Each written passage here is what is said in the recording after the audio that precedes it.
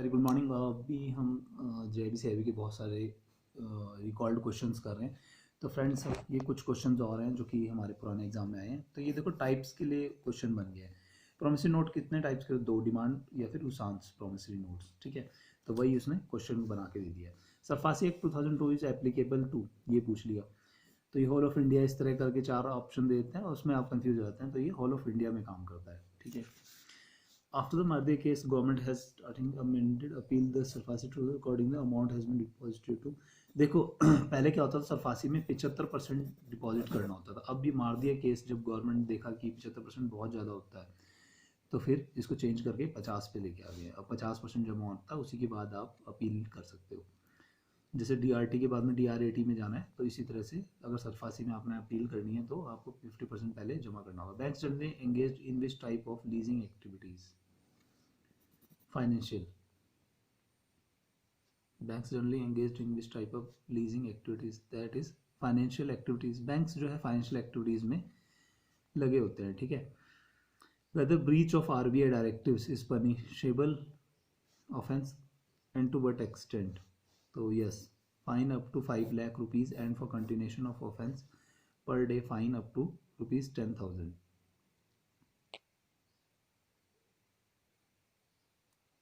देखो, RBI ने कुछ डायरेक्टिव्स बनाए हुए हैं बैंक्स के लिए, अगर वो नहीं फॉलो करते हैं तो 5 लाख रुपए तक का फाइन हो सकता है, और पर डे जो फाइन है 10,000 रुपये तक का हो सकता है। ठीक है।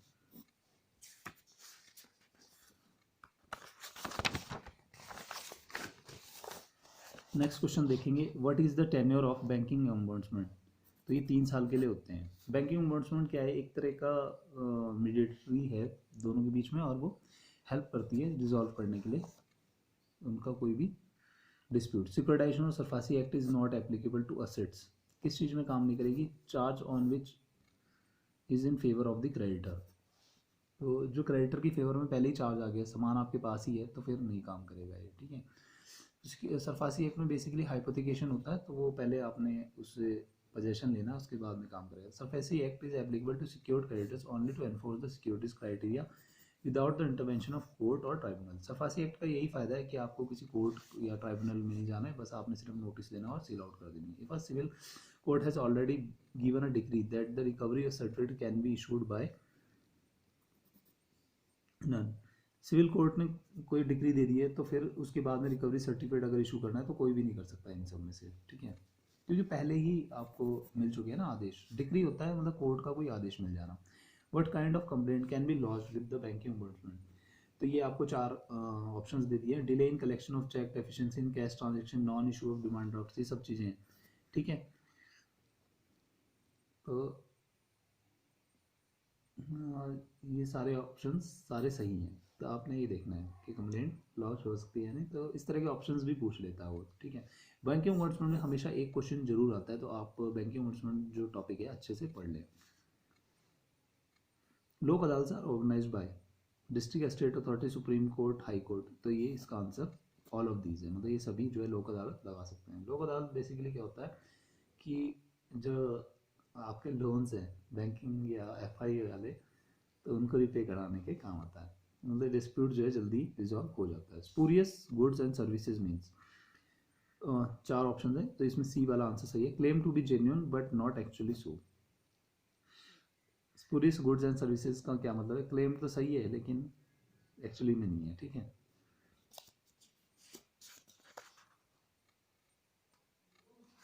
देखो, एक यहाँ पे क्वेश्चन पूछा हुआ है कि क्या रीज़न हो सकता है कि सिक्योरिटाइजेशन कंपनी जो ARC कंपनी होती है उसका रजिस्ट्रेशन रद्द हो जाए? तो उसमें यही है कि वो कंपनी अगर खुद से ही काम करना बंद कर दे तो उसका वो कैंसिल हो जाएगी। ठीक है।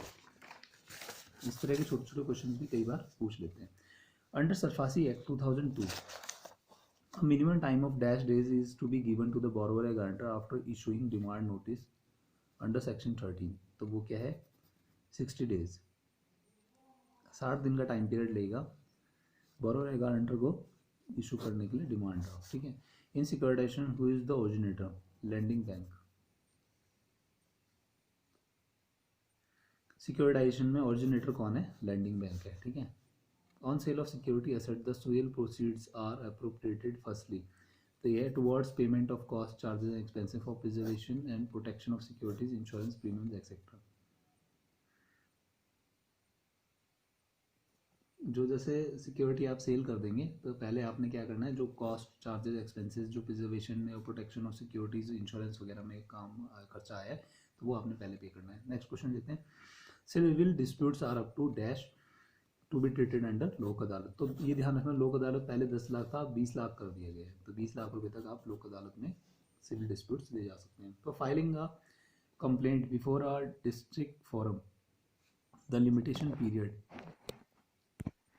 Prescribed is dash from the date of cause of action. तो लिमिटेशन पीरियड क्या है, 2 साल है।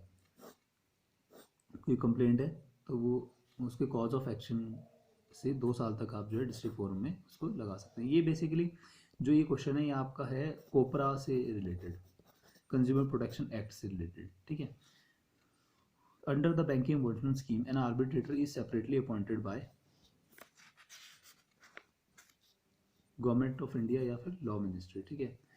बैंकिंग एम्बोर्समेंट स्कीम क्या है, आरबीआई के थ्रू अपॉइंट है और वो खुद ही अपॉइंट करता है इसमें।